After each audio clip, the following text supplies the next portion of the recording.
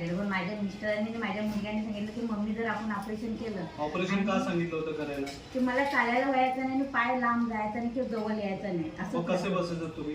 मी अशी पाय लांब करून बसायचे. टॉयलेट बाथरूमला पण तसंच बसायला लागायचं मला. मग नऊस वगैरे तुटली होती किंवा काय?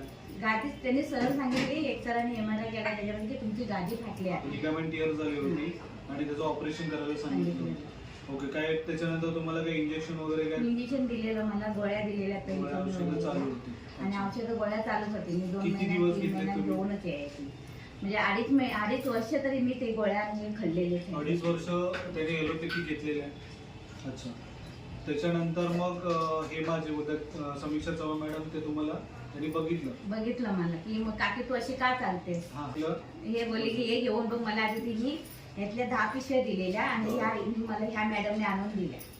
हर्षिदा मॅडम, हर्षिदा शिवरकर ह्या मॅडमने मला हे आणून दिल्या औषधं. की नाश्त्याच्या पहिली ही एक गोळी खायची.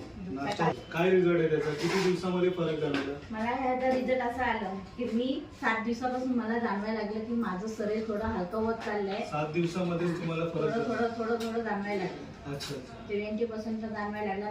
नंतर मला म्हणजे माझ्यावरनच मी सांगते की मला असं जे बसायला मिळतं, उठायला भेटतं, ते मला भेटत आहे आणि 90% तरी मला कव्हर